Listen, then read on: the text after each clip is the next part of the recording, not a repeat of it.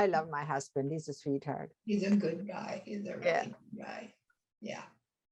Now, it's true. We need to respect our value.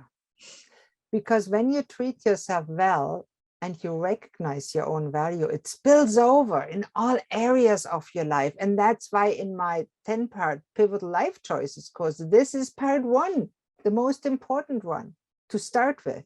Everything else spills off from it, spins off from it, because it includes the type, it depends on, it attracts a certain type of people, the people that will not exploit you and will not put you down, but people that will do the opposite, like Maxine and I when we met. Wow, what a difference. Yes. And it also is the way you allow how people treat you, because it's up to you to allow it or not.